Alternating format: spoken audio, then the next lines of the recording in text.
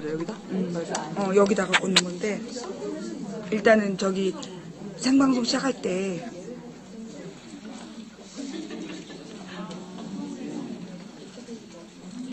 엄마 내가 써줄게.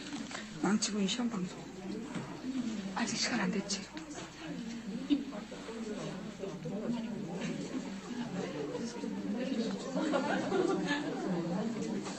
한 명밖에 없네. 얘가 자꾸만 이게 저기를 놓친다. 초점을? 초점을. 한 명이지. 그 다음에 다시 방송 종료하면 그 다음에 이제 본방으로 바꾸는 거야. 죄송한데 제가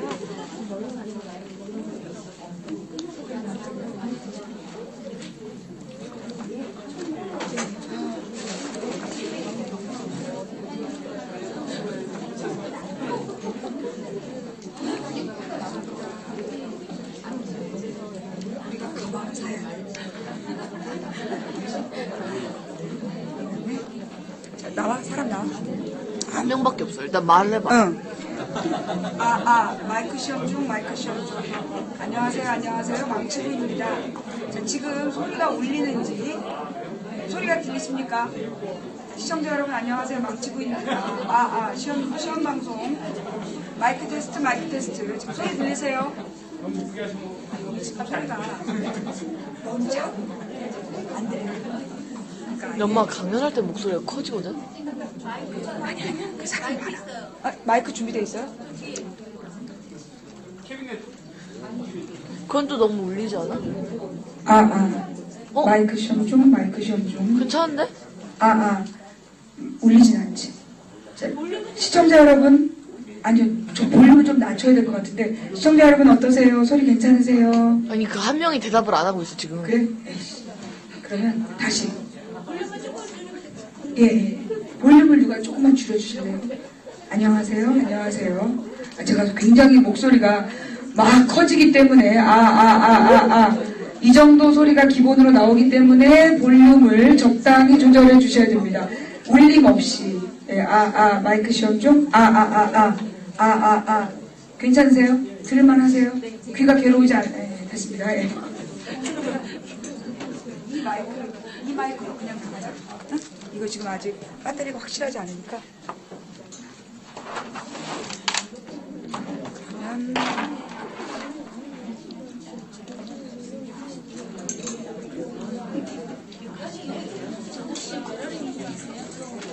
AAA 사이즈요. 있으세요? 아니 금방이 어디요? 금방 여기. 바로 앞에? 예. 멀리 가서 사오시면 안 됩니다. 차에. 예. 영민아, 그러면 망치부인 시험 방송이라고 되어 있지? 요거를 제목을 바꿔. 본방을. 그리고 분위기를 이렇게 보여주게. 지금 이거 받고 계신 거야? 아프리카에서? 일단 그래서 한번 쭉 분위기. 시청자가 2명으로 늘었어. 안녕하세요. 망치부인입니다. 자, 지금 여러분들 제가 샌디에고에 와서 강연한다 그러니까 거짓말인 줄 아셨죠? 네, 진짜입니다. 네, 이곳 지금 샌디에고 이 연합감리교회 이게 지금 확실히 실내 상황입니다. 네, 이거 또 망치부인이 조작하는 거 아니냐? 실제로 망치부인이 없으면서 이 사람들이랑 같이 있는 것처럼 우기는 거 아니냐라고 우기면 가만 안 두겠습니다. 네, 자. 나 여기 있어. 네. 그러면 일단 시작하시죠. 전 준비됐습니다. 네, 지금 6시 동영상 시작하셔야죠.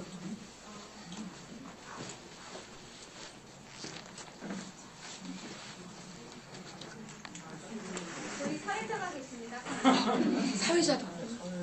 사회자분 나오셔도 되는데.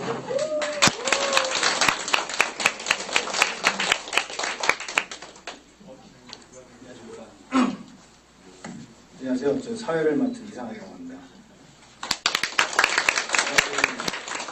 그동안 돌잔치나 무슨 환갑잔치 사회는 제가 몇 번 요청을 받아봤는데 이렇게 그 정치 그 시사 그 토크쇼는 처음 맡아보는데 그리고 또 이렇게 많은 여자분들 앞에 굉장히 부담스럽네요.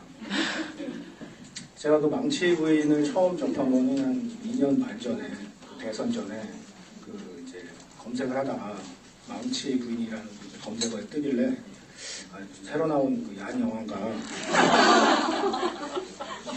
이제 어린애가 있구나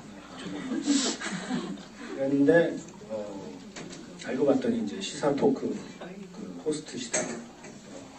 근데 망치 부인 딱 그러면 이제 좀 그런 생각 안 드세요? 야한 생각? 나만 쓰레기. 하여튼 그 80년대 그 이제 청소년기를 보내셨던 그 분들은 이제 무슨 부인 이런 거에 이제 추억들이 많으실 텐데 제가 알고 봤더니 나중에 80년대 그 친군부의 그 3S 정책의 하나였더라고요.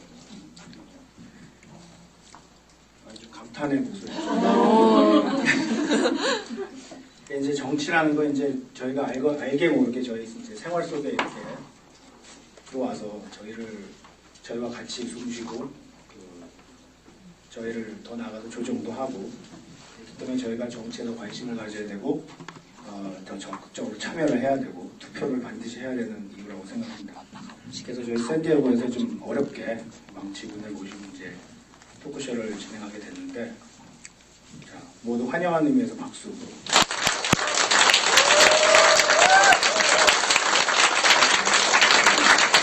처음에 들어오실 때 저 송은이 씨가 들어온 줄 알았어요.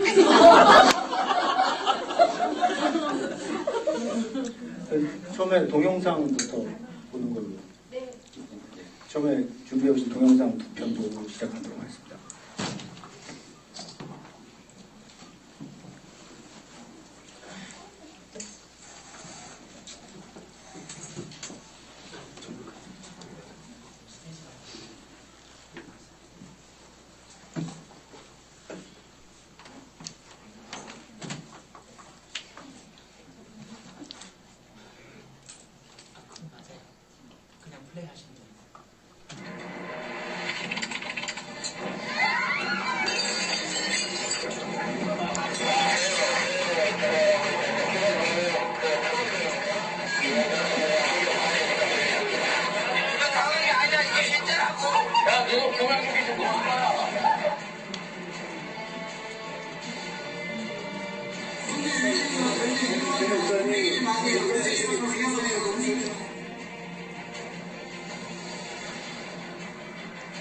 관객들은 거의 다 나왔어요, 계속? 예.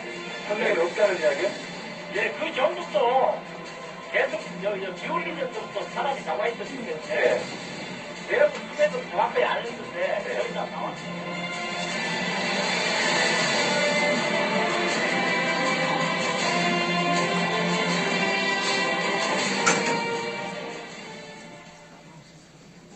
(2014년 4월) 대한민국을 충격에 빠뜨렸던 세월호 사건은 수많은 기록을 남겼다.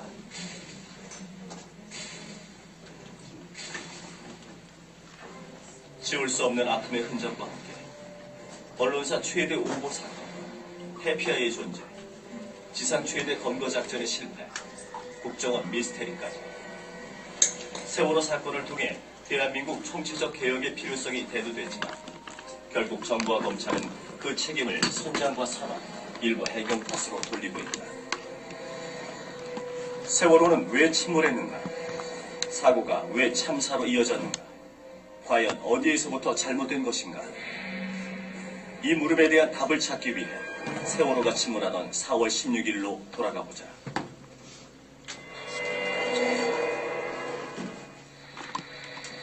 세월호가 침몰하기 시작했다고 알려진 오전 8시 49분부터 완전히 뒤집어진 10시 25분까지는 100분의 시간이 있었다. 구조를 할 수 있는 초기 시간을 가리키는 골든타임. 세월호의 골든타임은 어떻게 흘러갔을까? 사고 당일 오전 8시 49분 세월호는 급격히 기울기 시작했고 승객들은 119에 신고한다. 내가 침몰이라고. 살려주세요. 제가 울었어요. 앞에 빠진 것 같아요, 사람이. 살려주세요. 점점 더 기울어요. 해경이 현장에 도착한 것은 9시 35분. 그러나 해경 1, 2, 3정은 세월호로 다가가지 않고 10분간 주위를 맴돈다. 그 시각 아이들은 서로를 안심시키며 당연히 구조되리라 믿고 있었다.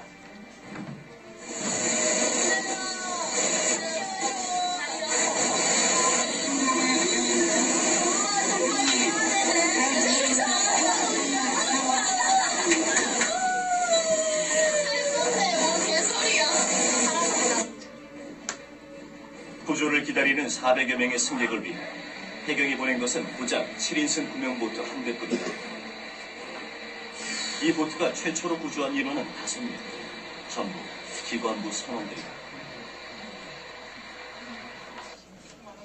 가판위에 있던 김병규 씨는 필사적인 노력으로 두 번째 보트에 탈 수 있었다. 이 동맹쪽에 보면 호랑이 붙어 있어. 그 3명이 같이 분장해서 부른 거야. 그때 쳐다본 거야, 떠날 때. 기름 묻은 그런 작업복 스타일이 있더라고. 그래서 선생님 어디서 탈출하셨습니까? 어디서 구조했습니까? 어디 승선했어야 하니까는 기관실에 있었대. 아니 기관실은 바닥인데 배. 아니 그 상황에서 어떻게 탈출했습니까? 대단하시네요. 그런 말았어. 그렇게 10여 분이 흐른 후 해경 1, 2, 3정이 세월호에 접근한다. 그런데 승객이 몰려있을 뒤쪽으로 가지 않고 바로 조타실로 향한다. 그곳에서 구조한 것은 선장과 선박직 선원들. 배를 끝까지 책임지고 승객의 탈출을 도와야 할 사람들을 먼저 구한 것이다. 해경의 이해할 수 없는 행동은 계속된다. 400명에 달하는 승객이 빠져나오지 못했지만 해경은 선내로 진입하지 않는다. 심지어 선내 방송을 할 수 있는 조타실에 들어가서도 탈출 방송을 하지 않았다. 그 후 해경 1, 2, 3정은 각 한쪽 유리창을 깨는데 10여 분을 소비한다. 결국 세월호는 급격히 뒤집어진다. 세월호의 골든타임은 그렇게 허무하게 끝나버렸다. 만약 해경이 최초로 선원들을 태웠던 3층 좌연으로 진입해 탈출을 지시했다면 어땠을까? 당시 3층은 전혀 침수되지 않았고 40여 명이 구조를 기다리던 중앙 로비는 문만 열면 해경 보트에 탈 수 있는 위치였다.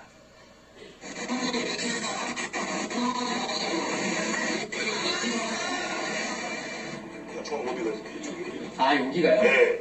말을 안 하잖아요, 지금. 방 옆에 있었는데? 네. 글로 붙여서 말 한마디 했으면 이렇게 해서 얘기하면 들린다는 거 아니에요. 그러니까 갇힌 데도 아니고 로비에서 계속 기다렸다는 거잖아요, 지금. 자연의 끝에서 걸어가면, 벽을 잡고 걸어가면 자연 계단 여기로 나올 수 있을 겁니다. 경사 아래 방향으로 내려가면 충분히 바다에 뛰어들 수 있는 상황이 되는 거죠. 그랬을 때 방송만 하면 6분 정도.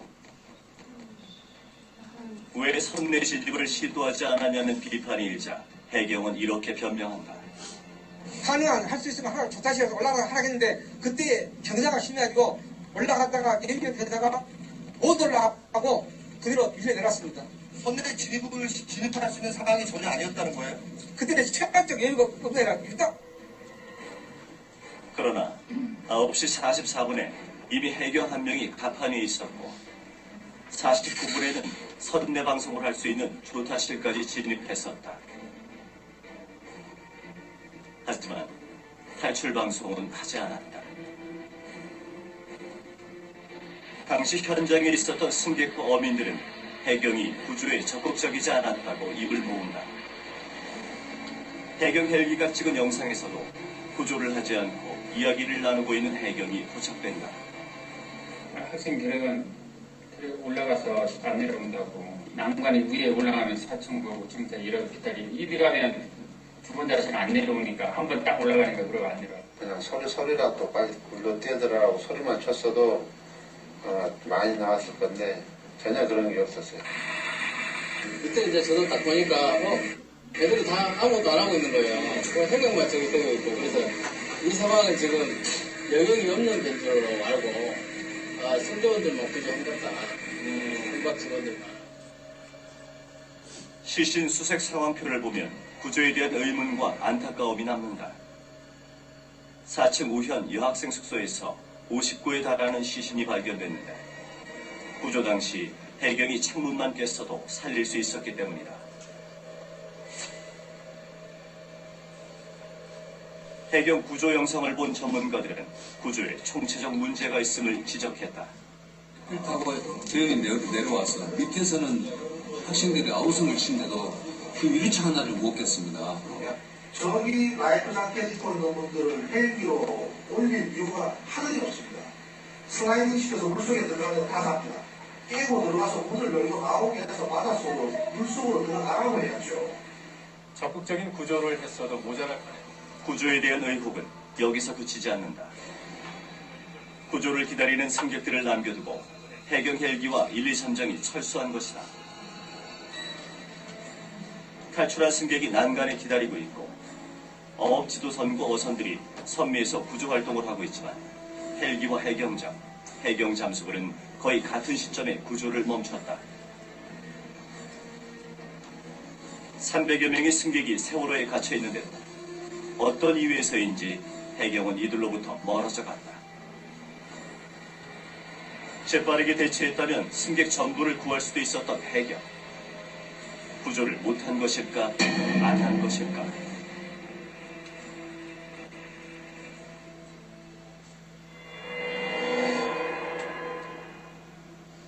헬기로 구조된 단원고 교감은 진도체육관에서 제자들의 구조를 돕기 위해 최선을 다하고 있었다. 그러나 목포 해경은 이준석 선장보다 교감을 먼저 불러 장시간 참고인 조사를 한다. 정작 수사해야 할 선원은 뒷전인 채 제자를 잃은 교감부터 조사한 것이다. 참고인 조사를 마치고 돌아온 교감은 결국 유서를 남긴 채 스스로 삶을 마감한다. 반면 선장과 선원들에 대한 조사는 매우 더디게 이루어졌다. 목포 해경은 사고 다음 날에서야 이준석 선장을 조사하고 해경 간부의 아파트로 데려가 재웠다. 피의자를 경찰의 집에서 재운다는 것도 있을 수 없는 일이지만 출입자를 기록한 CCTV 영상마저 삭제되는 일까지 벌어졌다. 목포해경 박모경사의 아파트에 피해자 신분으로 조사를 받던 세월호 선장 이준석 씨가 들어섭니다. 그런데 이 씨를 집으로 데려간 해경 직원 2명은 자리를 비운 사실이 있어 박 경사의 아파트에 또 다른 사람이 있었던 것 아니냐는 의혹이 일고 있습니다. 이준석 선장의 집을 나선 날 다른 사람들의 출입 여부를 확인할 수 있는 현관 CCTV 영상 기록이 2시간 정도 지워졌기 때문입니다. 저렇게 일자로 똑같이 되는 것도 이상한 일인데 누가 손을 댔다는 얘기인데? 실전장이 누가 카메라 앞에다가 그걸 막아놨어요. 선원들은 입을 맞출 수 있게 해주고 선장은 경찰의 집에 데려가 혼자 두고 특정 시간대에만 CCTV가 작동하지 않는 상황을 우연이나 실수로 포장하기엔 석연치 않은 부분이 너무 많다. 사고 당시 관할 관제센터였던 진도 VTS가 공개한 세월호 교신 녹음 파일도 조작 논란에 휩싸였다.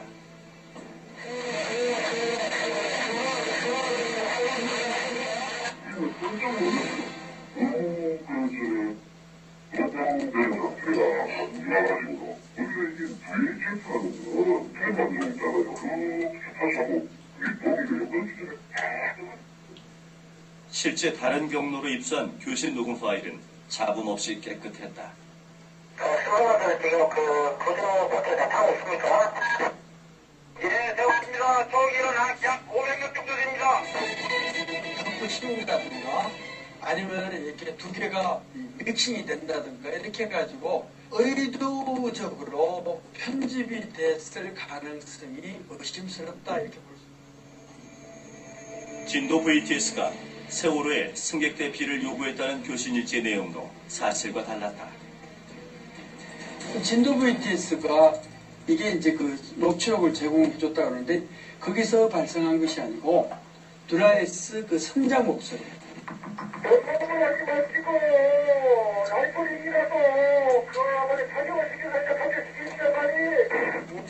선생님께서 판단하셔갖고 탭대 내주시죠. 진도 VTS는 왜 깨끗한 파일 대신 잡음이 심한 파일을 공개했을까?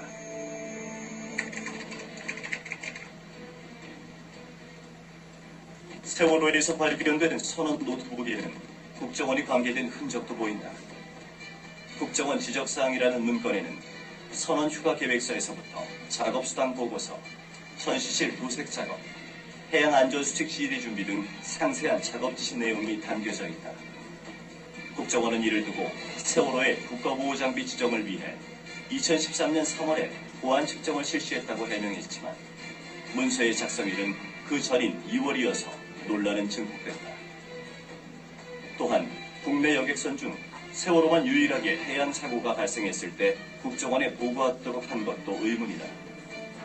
세월호의 해양 사고 보고 계통도에 따르면 사고 발생 시 국정원 인천지부와 제주지부에 가장 먼저 보고하도록 되어 있다. 실제로 청해진 해운 관리부장은 사고 후 국정원 인천지부 항만 담당 직원에게 문자 메시지로 사고 내용을 보고했다. 그럼에도 불구하고 국정원은 사고가 일어난 것을 방송을 통해 알았다고 거짓말까지 했다. 또 최근 서면 답변을 통해서는 오전 9시 19분에 확인했다고 말을 바꿨습니다. 제가 듣기로는 전화에 의해서 사고 보고를 받았다고 되어 있고, 총리 말대로라면 국정원이 사실을 말하지 않는 셈이 되죠. 청해진 해운은 급박한 상황에서 왜 국정원에게 보고를 했을까요? 또 국정원은 왜 감추려 했을까요? 세월호의 실소유주로 의심받는 국정원은 과연 세월호 사건에 얼마나 관계된 것일까?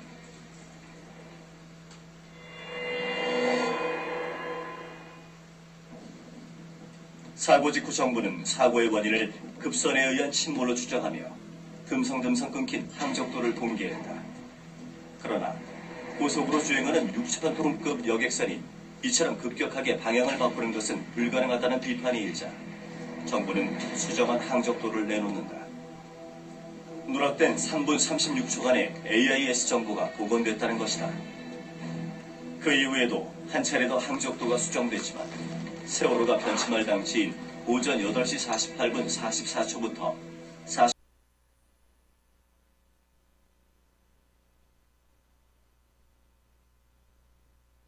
49분 13초까지 29초간의 기록은 빠져있다. 정부 AIS 시스템을 유지보수하는 업체에서는 이런 경우가 없었다고 말한다. 29초 동안 안 들어오는 경우는 저희가 AIS 기기국을 운영을 해보면서 그런 경우는 없었던 걸로. 사라진 이 29초 동안 무슨 일이 일어난 것일까?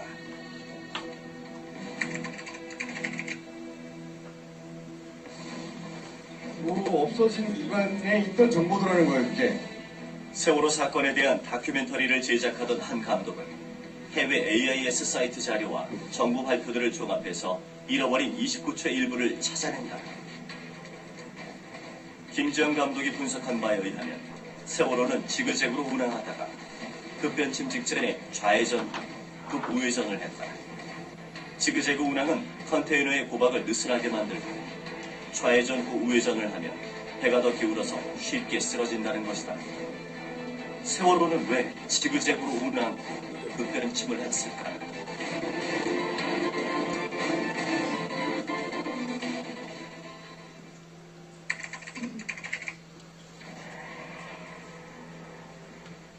급변침을 하는 도중에 이상한 점도 발견된다.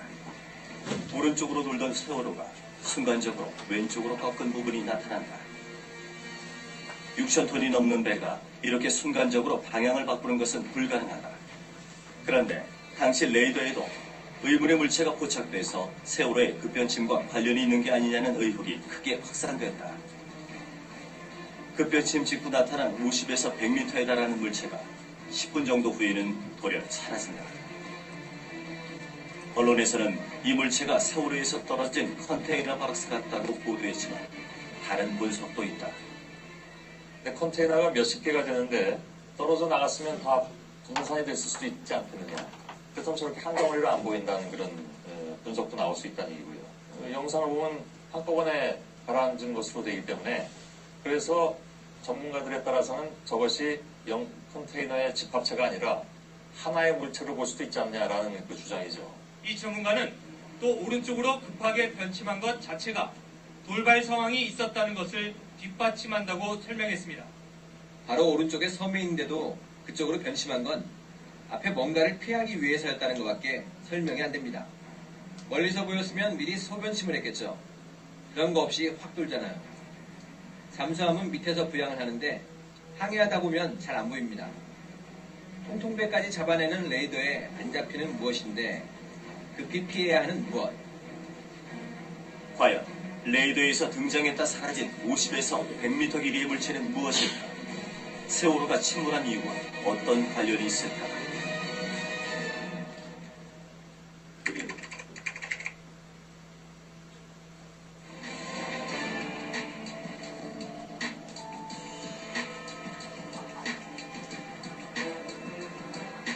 한편 세월호에 이상이 생긴 것은 16일 오전 8시 49분이 아니라 그 전일 수도 있다는 주장도 있다. 사고를 접수한 여러 기관에서 사고 발생 시간을 각기 다르게 표기하고 있기 때문이다. 생존한 탑승자들의 증언에 따르면 7, 8시경에 이미 세월호가 크게 기울었고 군산 앞바다를 지날 때도 이상을 느꼈다는 사람도 있었다. 근데 엄마 배가 좀 기울었어 이래요. 8시 몇 분이었어요. 좌측으로 확 넘어갔다가 바로 서더라고요. 쓰레기통하고 캔 그 비른 통은 저쪽으로 딱 가서 다 놔진 거로 대략 몇 시쯤이었는지 한 밤 뭐 10시, 11시쯤 된 것 같습니까? 변산반도하고 군산 앞바다 그 사이를 지난다는 걸 알았어요. 사고 이전인 8시경에 청해진 해운에 2번이나 전화를 걸었던 이준석 선장. 청해진 해운 관계자는 평소 이준석 선장이 본사 직원들과 통화를 잘 하지 않는다며 뭔가 할 말이 있는데 하지 않는 듯한 느낌을 받았다고 한다. 그때 이미 세월호에는 어떤 문제가 있었던 건 아니었을까?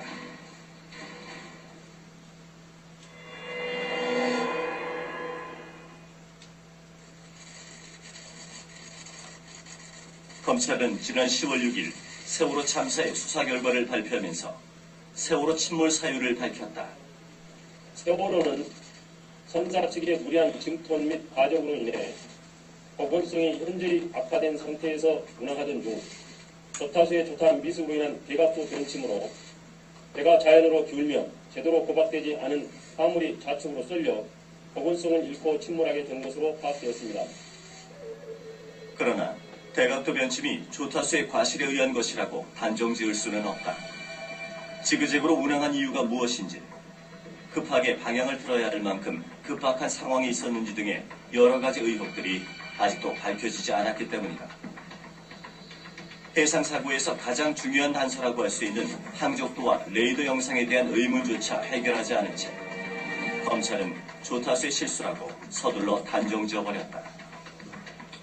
승객 구조 실패의 책임도 현장에 있던 해경 123정 함장에게만 지웠다. 대형 여객선의 침몰 현장에 고작 경비정 한 척과 헬기 3대만 투입한 해경은 구조 초기 해군의 투입을 막고 미군의 도움도 거절했다. 수상구조에 특화된 소방본부의 구조 인력조차 방치했다. 현장 책임자에 불과했던 123정 함장이 이러한 결정을 내릴 수 있었을까? 해경의 지휘라인에 있던 어느 누구도 구조 실패에 대한 책임을 지지 않은 채 일선 책임자만 처벌한다는 것은 전형적인 꼬리 자르기식 수사에 불과하다. 검찰의 발표가 비판을 피할 수 없는 이유는 또 있다. 세월호의 실제 소유주나 신경 썼을 법한 사항이 왜 국정원 지적사항으로 기록돼 있었는가 하는 의혹에 대해 검찰은 국정원의 해명을 똑같이 되풀이했다. 국정원 개입설 등은 모두 사실 무근인 것으로 확인되었습니다.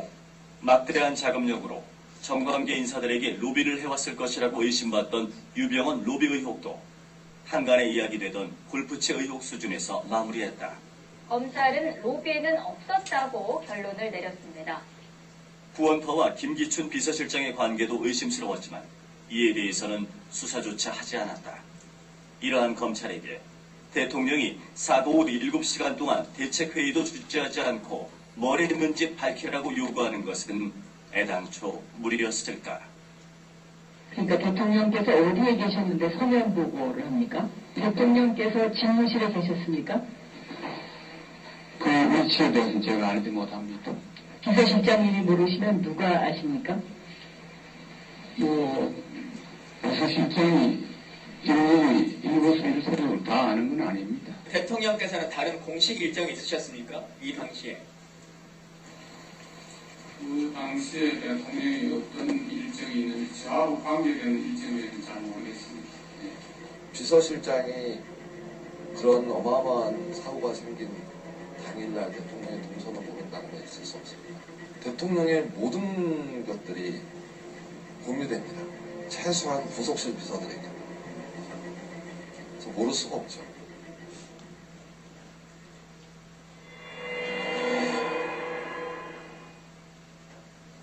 자식과 가족을 잃은 세월호 유가족이 원하는 것은 진실뿐이다. 정권이나 외부의 압력으로부터 벗어나 완전히 독립적인 활동이 가능하려면 수사권과 기소권을 가진 진상규명위원회를 만들어야 한다는 것. 세월호 특별법 제정운동은 그렇게 시작됐다. 참사의 진실을 밝히고 안전한 나라를 만들자는 유가족의 절절한 호소에 450만 명의 국민이 화답했다. 그러나 정부와 여당은 유가족을 외면하고 기만했다. 오늘 여러분들하고 얘기한 게 지켜지지 않으면 여기 있는 분들 다 책임지고 물러나야 됩니다.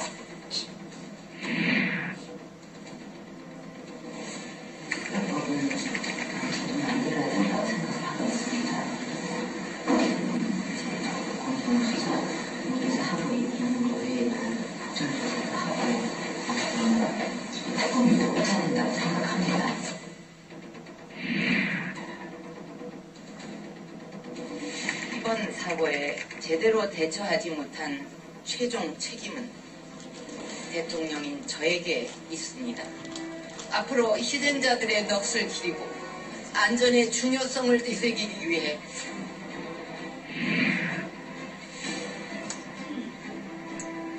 일부에서는 대통령이 결단을 하라고 합니다. 하지만 그것은 삼권 분립과 사법 체계의 근간을 흔드는 일로 대통령으로서 할 수 없고 결단을 내릴 사안이 아닌 것입니다. 애초에 그것을 어떤 세월호 유가족 입장에서 진실을 규명하거나 하고 싶은 생각이 전혀 없었다고 저는 생각하고 있습니다.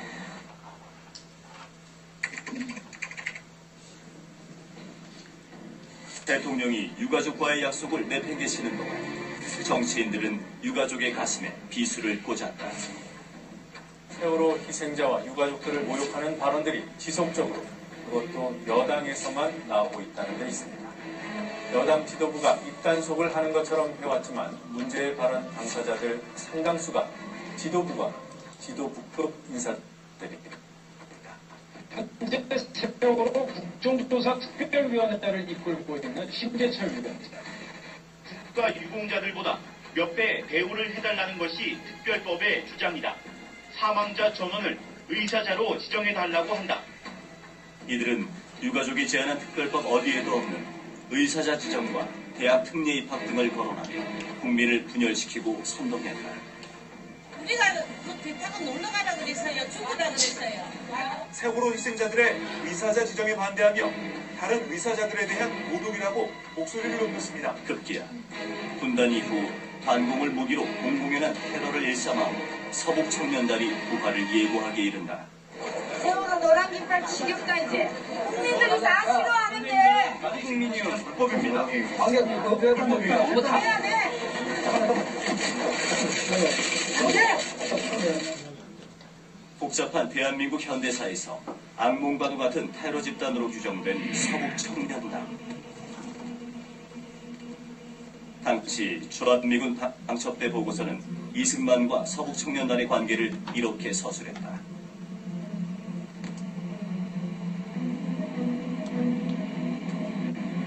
어떻게 그걸 박근혜 대통령한테 마치 박근혜 씨가 모든 책임을 져야 되는 것처럼 그렇게 몰아갔다고요. 2014년 대한민국에 서북 청년단이 다시 등장한 이유를 알 수 있는 대목이다. 그들은 이제 그만 잊으라는 거. 순수 유가족이 아니거든 가만히 있으라 한다. 그러나 우리는 알고 있다. 세월호의 진실을 가리키지 않는다면 또다시 되풀이된다는 것을. 이 나라 대한민국은 언제 침몰할지 모르는 세월호와 같다는 것을 직감하고 있다. 세월호 사건의 진실은 아직 가르쳐지지 않았다. 지금 이 순간에 세월호 유가족은 왜 사랑하는 가족을 잃어야 했는지 그 이유를 알고 싶다. 내 새끼가 왜 죽은지도 모르는 이 병신 같은 아빠들은 엄마들은 힘이 없어서 국민들의 힘을 빌어서 왜 죽었는지 알려달라고 생각나보도 합니다. 왜 죽었는지 모릅니다. 누구의 잘못으로 그렇게 됐는지도 모르고 무슨 이유 때문에 그렇게 됐는지도 모르고 누가 개입됐는지도 모르고 내 새끼는 죽었는데 책임자는 없습니다. 아들이 보고 싶은데 내 새끼는 죽었고 아무도 없습니다. 왜 안 가르쳐주는지 알려주십시오. 무엇이 두려워서 안 가르쳐주는지, 왜 안 가르쳐주는지, 내 새끼가 왜 죽었는데, 왜 안 알려주는데, 내 새끼가 죽었는데,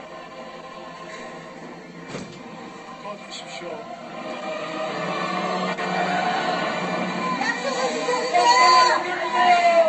가장 중요한 순간에 자기만 살겠다고 도망칠 그들에게 우리의 생명과 안전을 맡길 수 없다. 또 다른 희생자를 만들지 않기 위해 불안 없는 사회를 만들기 위해 희망의 주문을 외워보자. 진실은 침몰하지 않는다.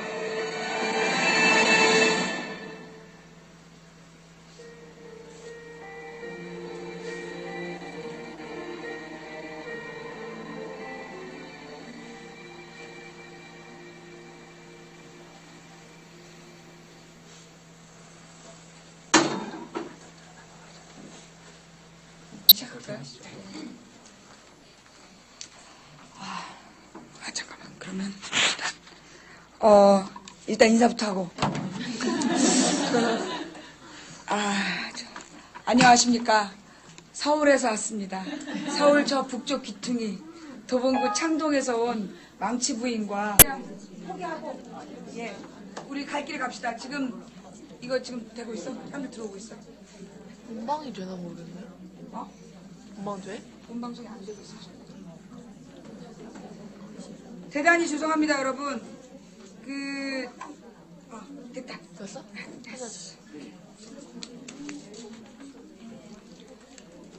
정말 죄송합니다. 오늘 뭔가 이상해요. 제가 이렇게 돌아다녀 보니까 이상하게 안 되는 날이 있어요. 근데 그렇게 안 되는 날에는 그 안 되는 의미가 있더라고요.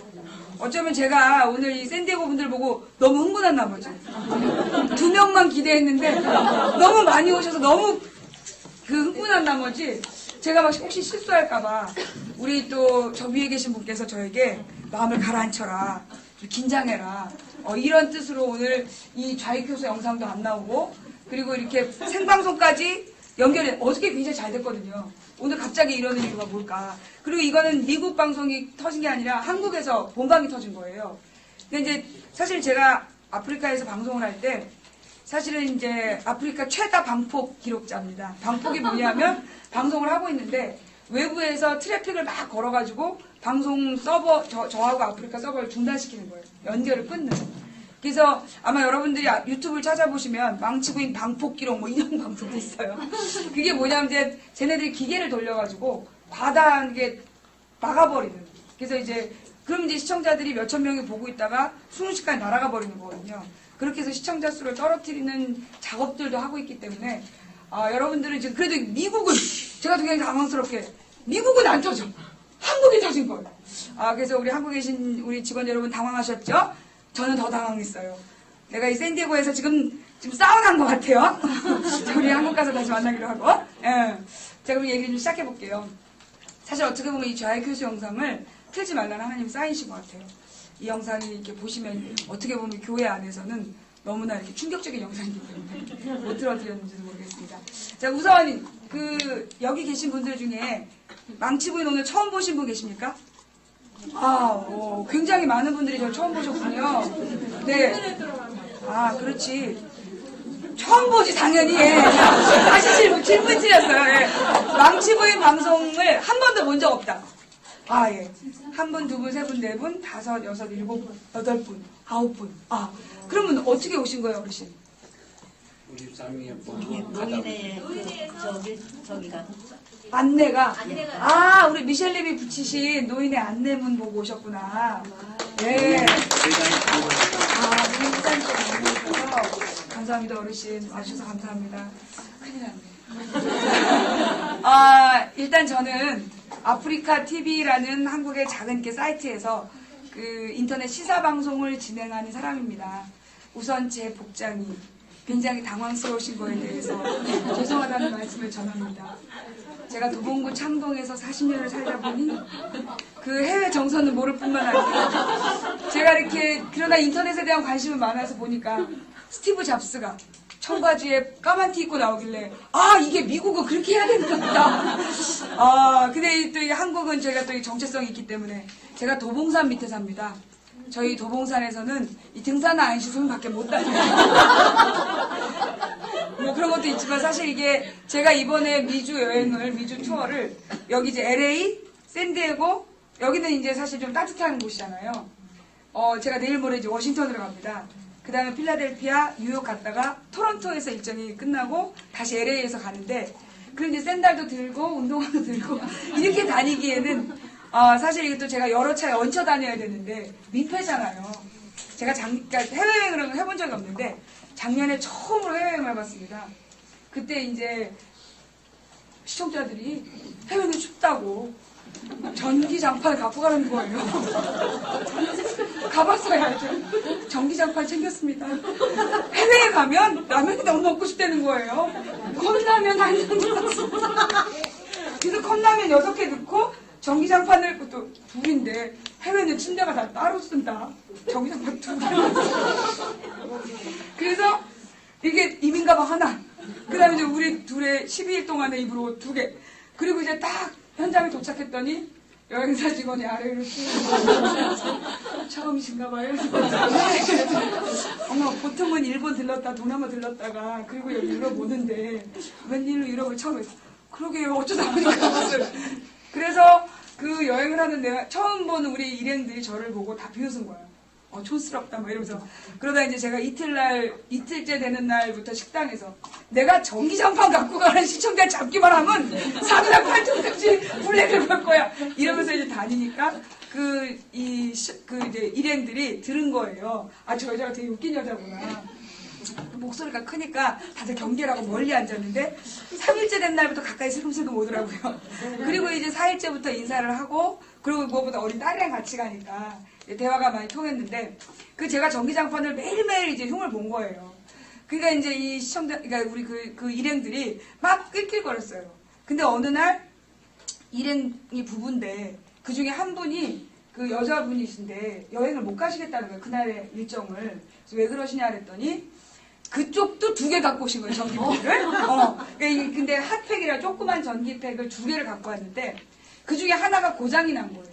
그러니까 이분들이 하나는 버리고 하나만 가지고 가자. 짐을 줄이자고. 멀쩡한 걸 버리고 고장난 걸 갖고 이미 국경선 넘었는데 어쩔 거예요. 돌아갈 수도 없고. 그래도 뭐 말이 통하니까 돌려달라고 할 수도 없고. 그러니까 근데 그 부인이 굉장히 건강이 안 좋았던 거예요. 그래서 그분이 되게 몸이 안 좋아서 도저히 그날의 일정을 못하는 상황이었던 거예요. 근데 이제 그분이 그러면서 이제 그러니까 이틀을 그렇게 추운 데서. 근데 더 웃긴 건 저희는 가는 방마다 너무 더워갖고 유럽 춥다고 해서 잡기만 해서 근데 보니까 제가 가는 곳마다 정말 기가 막히게 제가 사실은 좀 아이 낳고 몸조리를 못해갖고 몸에 냉이 들은 거예요. 그래서 한여름에도 수면 양말을 신고 지내는데 이상하게 제가 가는 방마다 보일러가 고장이 나거나 혹은 제 전사람이 조정을 잘못해놓거나 우리 방만 더웠던 거예요. 다른 사람들은 전부 다 전기 핫팩을 썼다는 거예요. 그래서 제가 계속 욕을 하니까 정말 안 추웠냐고 묻는 거예요. 진짜 안 추웠다. 심지어 융프라우에서는 저희가 자고 일어나서 커튼을 열었더니 창문이 열려있는 거예요. 근데 그 호텔은 우리 방이 보일러가 고장이 나서 과도하게 열이 나는 방이었던 거예요. 그러니까 제가 가는 모든 곳은 따뜻했던 거죠. 그러니까 도대체 나한테 왜 이 시련을 주셨는가. 이민감을 끌면서. 그런데 바로 그 부인이 사고가 나서. 그래서 그 부인이 너무 아픈 거예요. 그래서 제가 부피 큰 1인용 전기배터리를 딱 드렸더니 하루 만에 나으셔갖고 그 다음에 나머지 여행을 가뿐하게 하셨는데 알고 보니까 그 부부가 굉장히 믿음이 깊은 부부였던 거예요. 믿음이 되게 좋으신 하나님께서 아, 이 인간들이 가다가 하나 잃어버릴 것이다 라고 생각하시고 저한테 그 시청자를 통해서 그걸 준비하라는 그래서 제가 그분한테 그 전기 배트를 맡겼더니 한국에 들어올 때까지 그 배트를 틀어주신 거예요. 그래서 제가 아주 좋게 이렇게 다녀왔는데 그게 저의 첫 번째 여행, 이번이 두 번째 여행이에요. 그래서 저는 이제 제가 사실은 그 어린 시절에 이게 교회에서 제가 원고 준비했는데 꼭 나오는 거 엉뚱한 말이 나와요. 죄송합니다. 어린 시절에 제가 뭐 넘어진 적이 있어요. 7살, 6살에. 근데 동네에 이상한 할머니가 다녔어요. 복학다는 할머니라고. 이게 아이들의 손에서 이상한 지방질을 걷어주면서 미신적으로 엄마들한테 겁을 주고 돈을 뜯어먹는 아주머니인데 그 아주머니가 제 딱 넘어져서 피가 난 손바닥을 보면서 무당이 되겠군 이런 거예요. 근데 저희 어머니가 그때까지 교회를 안 다니신 분인데 엄마 제가 잽싸게 뭔가 좋아 보이잖아요. 그런데 느낌이 뭔가 어린 나이에 뭔가 좋아 보였어요. 엄마 복학된 할머니가 나 무당이 된대.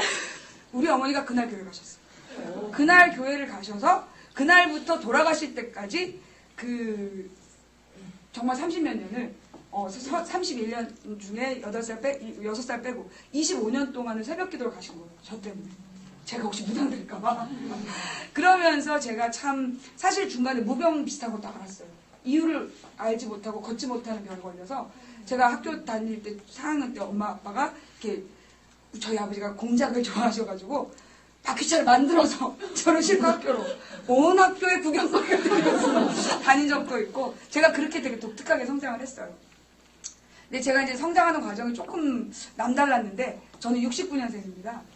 근데 이제 제가 6살 때 혼자 텔레비전을 이렇게 보고 있는데 제가 그때 틀림없이 과자를 먹고 있었어요. 그것도 기억나요. 근데 갑자기 텔레비전에서 이렇게 이렇게 뻥 소리가 나고 화면이 꽁 끊긴 거예요.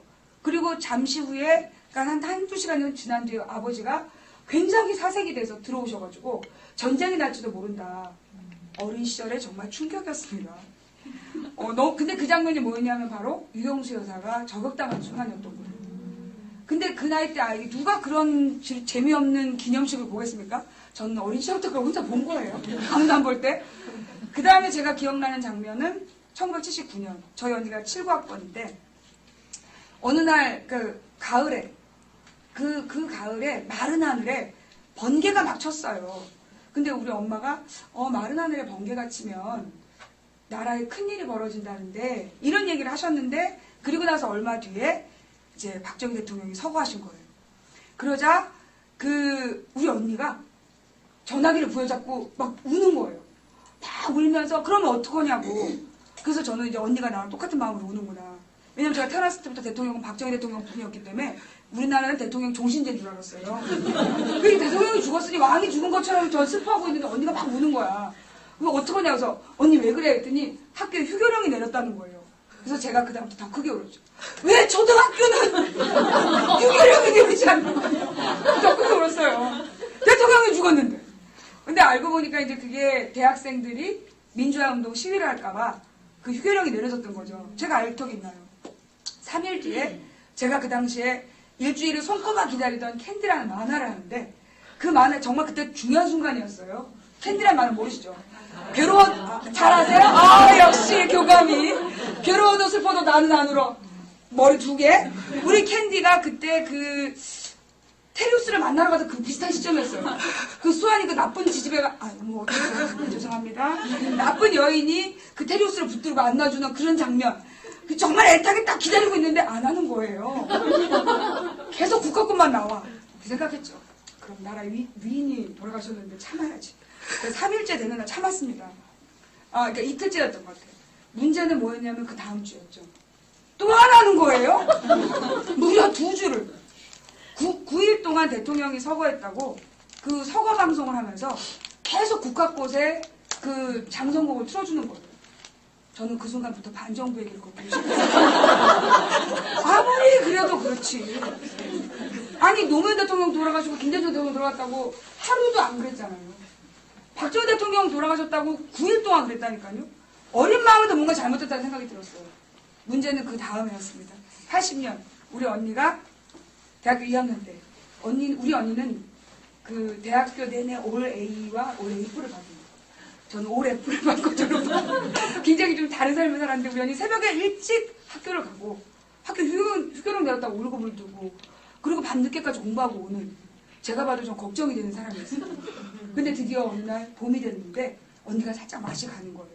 밤만 되면 혼자 울어요. 여자가 혼자 울면 무섭잖아요. 그래서 언니를 은근히 이제 걱정하고 있었는데 어느 날 언니가 저희 집에 고장난 캐비넷이 있었는데 캐비넷에 이렇게 다이어리 고장나고 거기 언니가 예쁜 종이로 이렇게 막아놨었어요. 그걸 보고 막 우는 거예요. 언니가 드디어 미쳤구나. 그랬더니만 우리 언니가 학교에서 매일 새벽에 학교를 가는 길에 그 대자보라는 게 붙는 거죠, 그 당시에. 그래서 광주에서 지금 군인 경찰이 그 임신한 여자의 배를 가르고 처녀의 젖가슴을 도려낸다라는 그런 대자보가 붙은 거예요. 언니가 그걸 읽고 와서 저한테 얘기를 한 거죠, 그날. 언니가 캐비넷에서 붙들고 운 날. 그래서 제가 어린 마음에 저는 그때부터 증거 중심주의였습니다. 뉴스를 딱 켰죠. 한마디도 안 나와. 미친 거야. 아니 군인 경찰이 국민을 칼로 쑤시고 죽인다는데 어떻게 뉴스에 안 나옵니까? 그래서 우리 언니가 공부를 너무 하다가 드디어 갔구나. 그래서 제가 우리 엄마한테 그때 엄마 언니가 제일 좋아하는 게 약식이라는 거였어요. 영양밥이라 해서 카라멜을 넣고 뭐 대추와 밤 이런 걸 하는 은행을 넣는 아주 고급 영양식 명절에만 먹는 엄마 언니가 허한 것 같다. 밥을 해줘라. 그래서 우리 엄마가 그 영양밥을 해줬던 기억이 전 선명해요. 근데 5월 어느 마지막 날쯤이었던 걸로 기억나는데 MBC 뉴스를 보고 있었어요. 광주에서 간첩들이 소요 사태를 일으켜서 간첩들이 선동해서 소요 사태가 일어나서 문제가 됐지만 군인 경찰이 효과적으로 진압을 했으니 국민 여러분 걱정하지 마라. 그리고 지금 유언비어가 떠돌고 있으니까 믿지 마라. 라는 뉴스를 제가 5월 말에 본 거예요. 그 순간. 뭔 일이 있긴 있었구나. 그런데 방송에서 얘기를 안 했구나. 저는 그 순간 결정을 했죠. 뉴스를 믿지 말라. 저는 영재였어요. 치사 영재. 제 나이 12살에 9시 뉴스를 믿지 않게 됐고 반정배기를 걷는 죄송합니다 어르신. 제가 이제 그렇게 살아왔습니다. 그러다가 다음에 기억나는 장면이 뭐냐면 제가 86년이었던 걸로 기억나는데 고등학교 사회 시간에 질문을 했어요. 제가 이제 그 수업 시간 내용이 뭐였냐면 공산주의와 민주주의를 구분하는 그런 수업 시간이었는데 제가 이제 그러면 안 되는데 왠지 사회책이 재밌어서 미리 읽어본 거예요. 그리고 공산주의는 뭐지? 민주주의는 뭐지? 사전을 또 찾아본 거예요. 찾아봤더니 공산주의는 같이 공동으로 생산해서 공동으로 분배하는 경제체제라고 그 당시 사전에 나와 있었어요. 민주주의는 국민이 주인이 돼서 운영하는 정치체제. 근데 공산주의와 민주주의라고 구분을 해서 수업을 하길래 제가 선생님께 질문을 했죠. 선생님, 왜 공산주의는 경제체제고 민주주의는 정치체제인데 그걸 정반대라고 가르치죠라고 질문했어요. 근데 우리 선생님께서 대답을 안 해. 커다란 교과서를 들고 부채질하는 거예요. 왜 그런 질문을 나한테 하는 거야? 아니, 그래서 저는 이제 그 다음에 사실 왜 그런 거 있잖아요. 그때 뭔가 그 당시에도 애들은 가만히 있었어야 돼. 수업 시간에 조용히 하고 가만히 있어야 되는데 감히 질문을 한 거야. 근데 저 궁금했거든요. 내가 알고 있는 교과서의 내용이 뭔가 이상하니까 질문을 한 건데 선생님이 답변을 못해요. 근데 이제 제가 하고 싶었던 얘기가 있었어요. 뭐였냐면 그 민주주의는 정치체제로서 자유와 평등을 중심으로 한 정치체제이고 공산주의는 공동으로 생산하고 공동으로 분배한다는 강제체제인데 누가 말을 듣겠냐. 그러니까 어쩔 수 없이 독재체제를 하니까 민주주의와 독재체제가 반대다라고 가르쳐야 되는 거 아니냐라는 사실 저는 이제 선생님과 토론할 준비를 한 거예요. 그래서 질문해도 선생님 부채지 말고 대답을 안 해. 근데 이 종이 딱 치는 거예요. 종이 딱 쳤는데 스피커에서 선생님 방금 그 학생 데리고 교무실로 오십시오 이러는 거예요. 근데 이제 제가 웃었죠. 방송사고야. 왜냐하면 저희가 그때 51개의 학급이었어요. 50개가 넘는 학급에 학생이 60명이었단 말이에요. 고등학교가. 근데 51개 학급에 어느 학생을 얘기하는 거냐. 막 비웃고 있었어요. 근데 그 선생님 저를 부르는 거예요. 너 같이 가자. 왜? 대답에 질문을 해주시려나 보다. 쫄래쫄래 따라갔죠.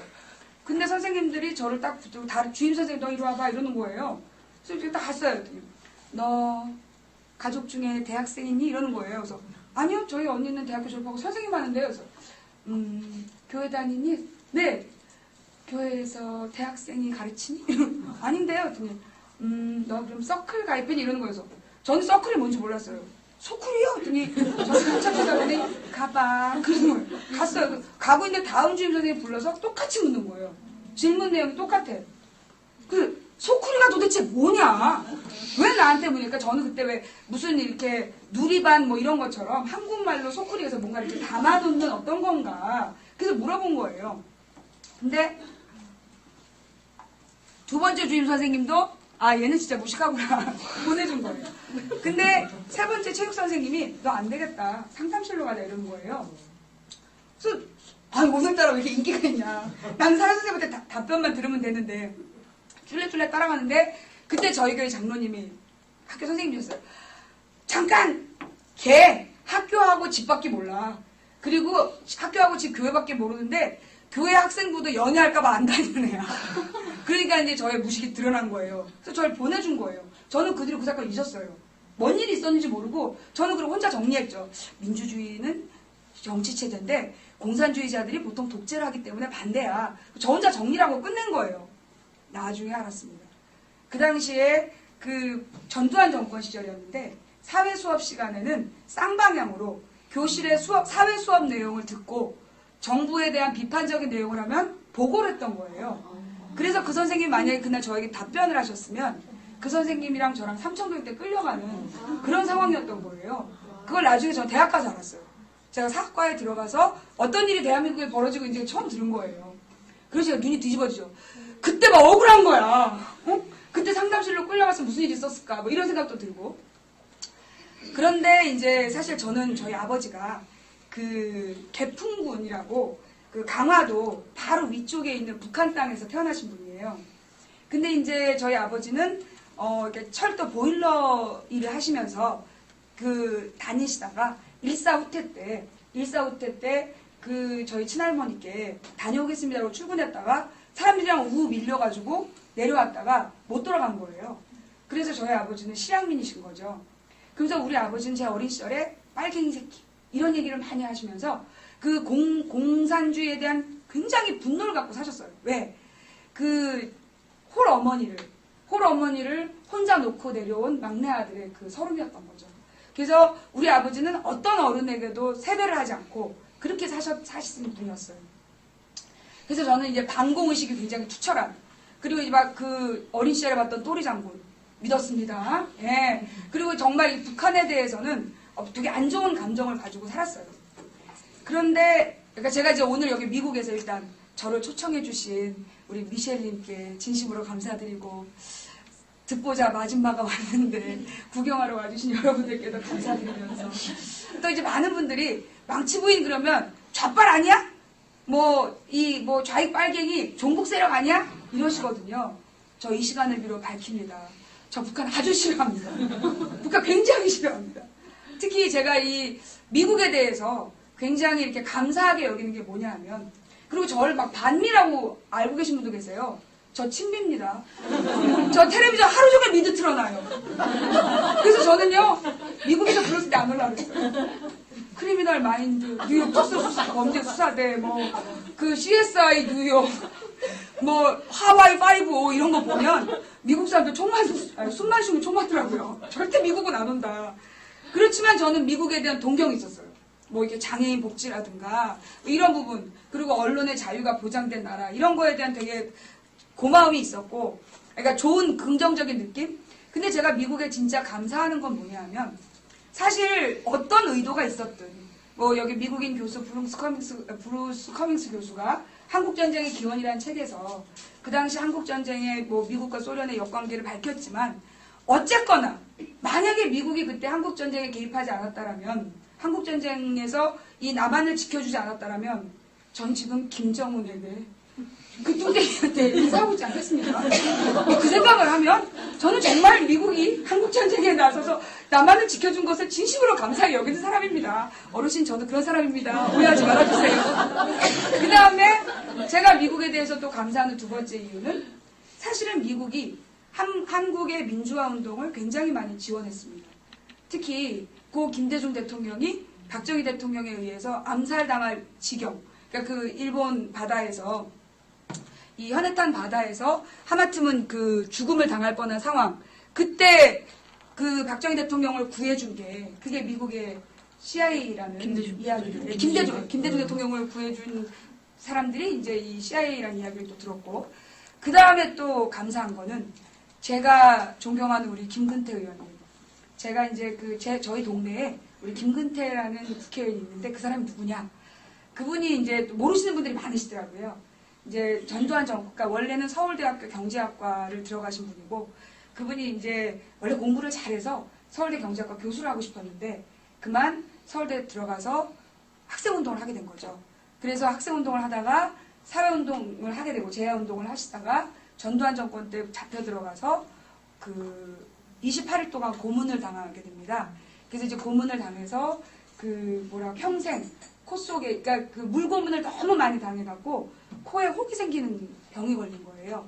그래서 평생 비염 상태로 사셔야 됐고, 그 다음에 이제 그분이 별명이 6시 5분 전이에요. 이렇게 딱 삐딱해갖고. 그래서 되게 교만의 상징이다. 고개를 숙일 줄 모른다라는 욕을 참 많이 들었어요. 근데 왜 그랬냐면, 전기 고문을 당할 때 그 몸이 뒤틀리면서 신경판이 붙은 그래서 목을 움직이지 못하는 상태로 사시다가 60세 나이에 돌아가신 분인데, 이제 우리 그 김근태 의원님이 저희 동네 국회의원으로 나오시면서 제가 이제 정치에 관심을 갖고 참여하게 됐어요. 근데 우리 김근태 의원님이 85년도에 고문을 당하고 감옥에 계실 때, 그때 이 미국의 케네디 대통령 가문에서 로버트 케네디 인권상이라는 그 상을 만들고 첫 번째 수여자로 김근태 의원과 그 김근태 의원의 부인을 선정하게 됩니다. 왜냐하면 김근태 의원이 고문당한 이야기를 그 부인이 그걸 굉장히 극적으로 듣고 그 내용을 이렇게 교회 모임에 가서 그걸 증언을 한 거예요. 그 증언 내용을 녹음을 해가지고 사실 이 미국에다가 미국에 있는 한국일보 기자에게 그 이미자의 노래 테이프 중간에 그 증언 내용을 녹음을 해서 한국일보 기자에게 보냈고, 그 미주 지역 한국일보 기자가 그 내용을 미국 정치인들에게 전달하니까 그래서 고문을 중단하라는. 그래서 한국의 고문이 끝나게 된 게 김근태 의원 때문이에요. 김근태 의원의 부인이 그 고문 사실을 알렸고 미국이 그걸 도와줘서 미국의 언론과 미국의 민주적인 정치인들이 도와주는 바람에 전두환 정권의 고문을 중단시키게 되는 그런 역할을 하신 분이 그 김근태 인재금 부부인데, 제가 이제 그 두 분을 굉장히 존경하고, 사실 우리 김근태 의원과 제가 어떻게 보면 지금 방송을 하면서 적어도 고문은 안 당하겠다라는 생각하는 게 우리 김근태 의원 덕분이고, 김근태 의원의 건수를 알고 그 고문을 없애라고 얘기해준 이 미국의 정치인들, 저한테는 참 은인이죠. 감사한 일이고. 세 번째로는 김대중 대통령을 구해주신 거, 김근태 의원님을 인정해주신 거. 세 번째가 그 고 노무현 대통령 시절에 이 외교부 장관이었던 반기문 장관을 사실 유엔의 사무총장이 미국의 동의가 없다면 불가능한 거 아닙니까? 세계의 중심, 미국이 허락했으니까. 사실 한국 출신의 유엔 총장, 사무총장이라는 건 굉장히 자랑스러운 일이고, 그런데 그걸 미국이 허락하지 않으면 불가능한 일이거든요. 그래서 저는 이 미국이 한국을 그만큼 인정해줬다, 그리고 한국의 민주화를 인정해줬다라는 느낌 때문에 제가 참 미국에 대한 감사한 마음을 갖고 있습니다. 그러면 저는 모든 미국인을 존경하느냐? 그것은 또 살짝 아닙니다. 왜냐하면 미국의 대부분이 굉장히 착하고 그 매너 있고 그리고 인권을 사랑하고 자유와 평등을 사랑한다는 걸 알고 있지만, 소수의 이 무기산업자들이 그 자기네들의 무기를 팔기 위해서 한반도의 전쟁 상태를 계속 유지하는, 그러니까 사실 우리 한반도가 지금 휴전 중입니다. 종전이 아니라 언제든 전쟁이 재발할 수 있는 상황이에요. 제가 아프리카 방송을 하다 보면 하여튼 1년에 두세 번은, 특히 뭐 선거가 있을 때는 더 심하게 아줌마 전쟁 나요? 이렇게 물어보는 어린아이들이 참 많아요. 전쟁의 공포에 여전히 한반도는 덜덜 떠는 거예요.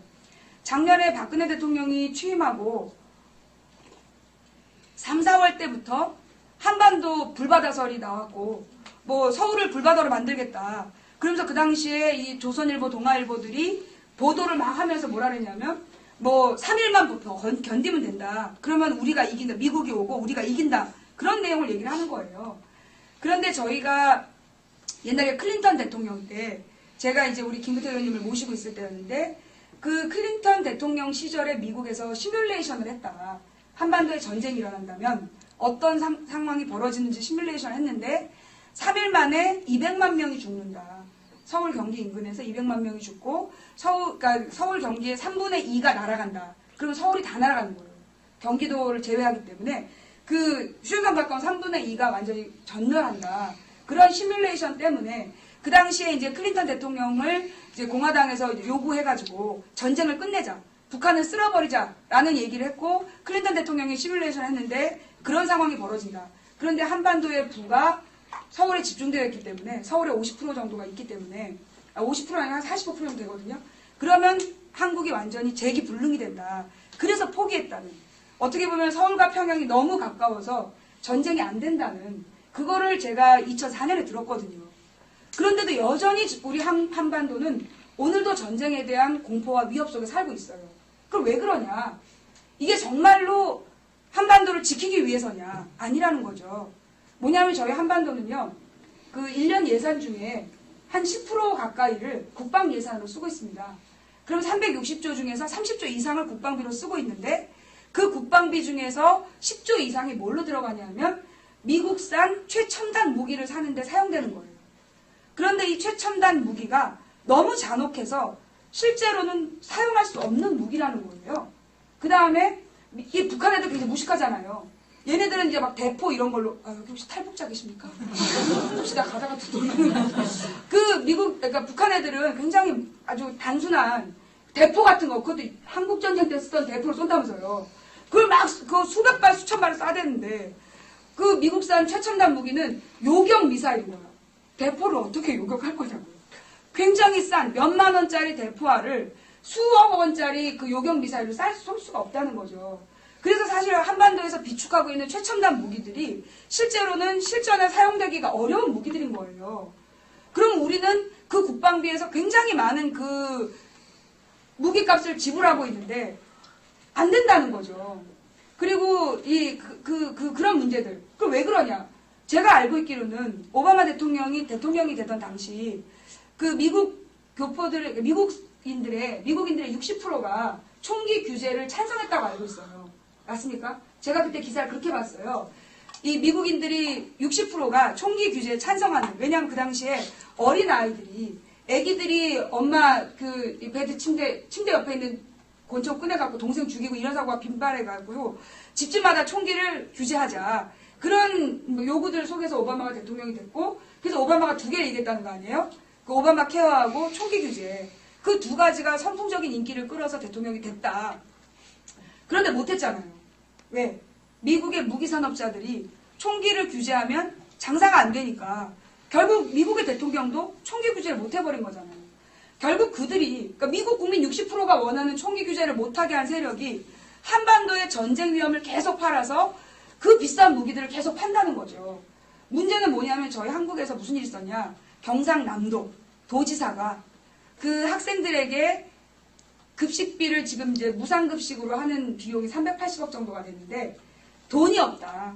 예산이 없어서 애들 급식비 지원 못하겠다. 무상급식 못하겠다는 거예요.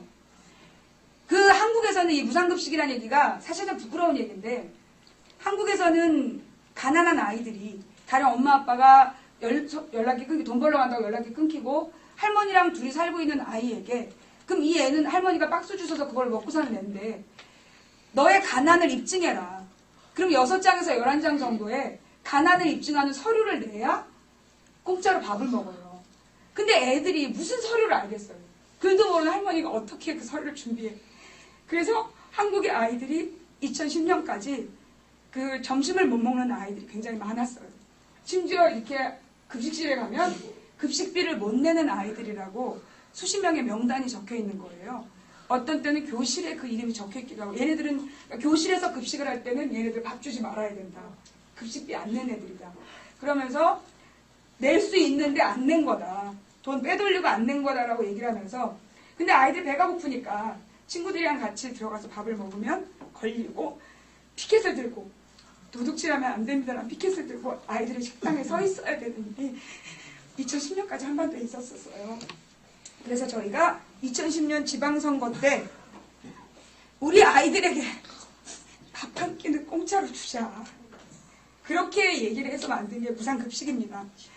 근데 그 380억이 없어서 경상남도에서 우리 그 정영근 도지사, 그분이 소위 김근태 의원을 고문했던 시절에 그 부장검사였어요.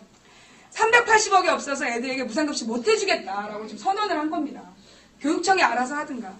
그런데 우리는 해마다 10수조 원의 쓸 수 없는 무기를 사고 있는 거예요. 근데 그 무기를 한 번 사서 끝나는 게 아니라 그 무기를 유지 관리하는 비용도 수조 원이 들어간대요.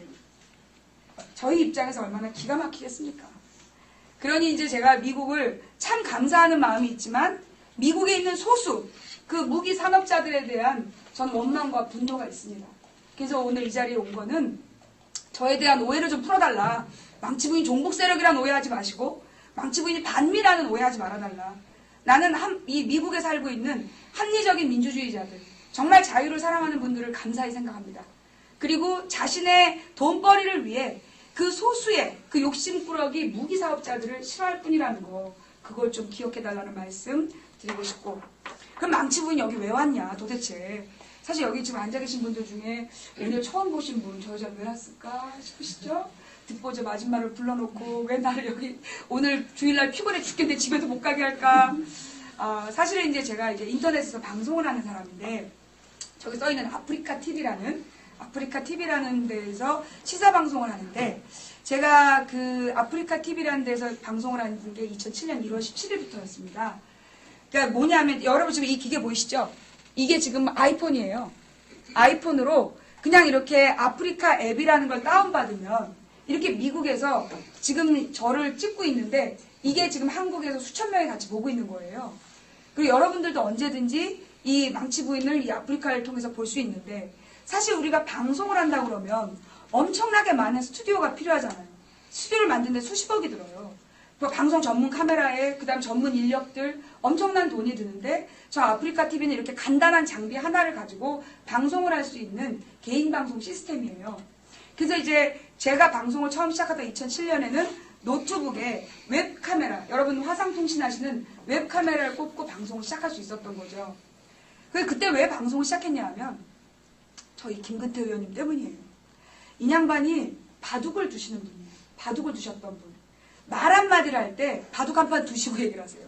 이 말을 하면 제가 저렇게 얘기할 거고 그럼 이런 반응을 할 거고 이렇게 해서 어떤 문제가 생길 것이라 판단한 다음에 얘기를 하는데 질문한 사람은 가요. 아니면 끝까지 앉아서 기다린 사람이 질문을 까먹어. 문제는 뭐냐 하면 그래서 이 분이 어떤 말을 하면 전혀 다르게 글이 나오는 거예요.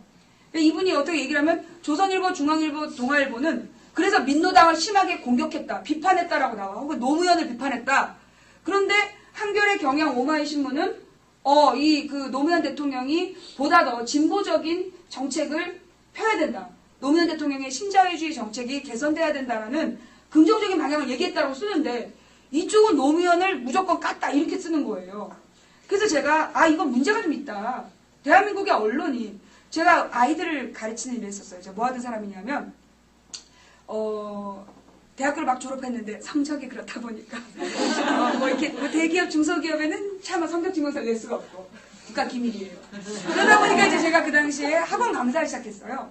그리고 이제 재수생들을 가르치고 그래서 제가 막 이렇게 독학으로 역사를 공부하고 그래서 재수생들에게 국사 세계사를 가르치고 그 다음에 이제 중고등학생들에게 사회탐구를 가르치면서 제가 돈벌이를 했는데 그러면서 그 사회 교과서를 보니까 언론의 의무가 나와요. 언론의 의무, 국민의 권리.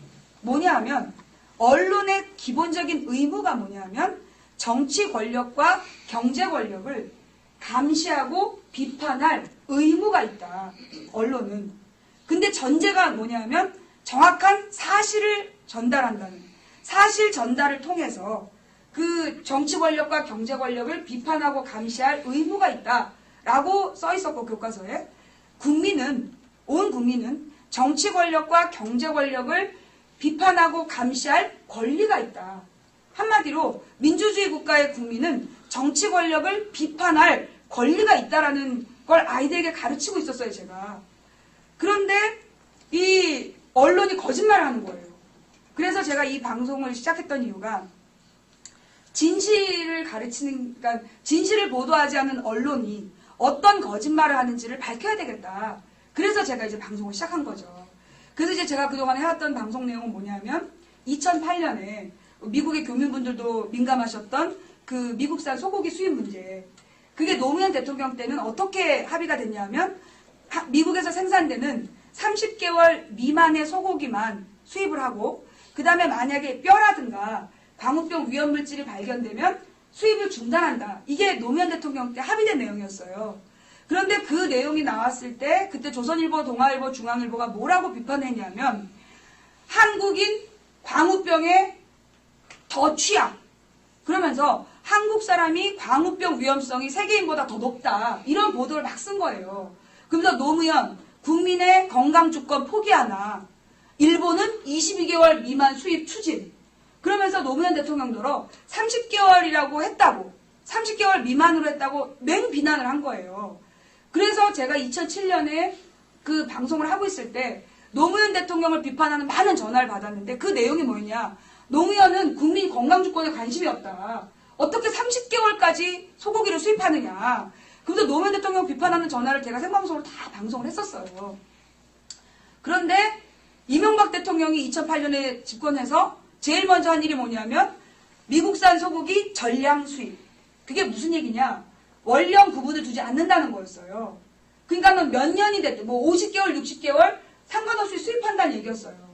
그러니까 그때 저한테 항의했던 사람들이 조선일보, 동아일보 보면서 항의했던 사람들이 들고 일어난 거예요. 그래서 광우병은 무슨 한국의 진보 세력이 한 게 아니라 동아일보, 조선일보, KBS, MBC 봤던 사람들이 들고 일어났던 사건이었어요. 그래서 그때 한국 사람들이 100만 명 이상이 계속해서 촛불을 한다를 들었더니 미국 축산업계에서 좋다. 그럼 30개월로 다시 돌아가자. 그래서 30개월로 다시 조정한 사건이 2008년 광우병 사태였던 거예요. 그런데 그 당시에 그 언론이 노무현 때는 30개월 미만 수입을 국민의 건강주권 포기하나라고 얘기하더니 이명박 대통령이 원령 제한을 없앴는데 미국산 소고기 누가 위험하다고 하나. 그래서 제가 그 신문사 조선일보에서 썼던 노무현 때 썼던 거, 이명박 때 썼던 거를 비교해서 올려놨어요. 한나라당도 마찬가지였어요. 노무현 대통령 때는 검역 주권을 얘기하면서 무능한 정권이라고 그렇게 얘기하고 비판했거든요. 근데 이명박 대통령 때는 미국산 소고기 시식회. 정말 그래서 제가 진실을 알리기 위해서 방송을 했던 게 2008년에 가장 중요한 방송이었고 2009년에는 노무현 대통령이 이제 서거를 하시는데 사실은 이제 노무현 대통령이 서거하게 된 배경이 뭐였느냐.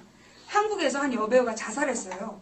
이 여배우가 자살을 하면서 한국의 유력 언론사 사장과 그 일가 친척이 자기에게 지나친 성접대를 요구했다.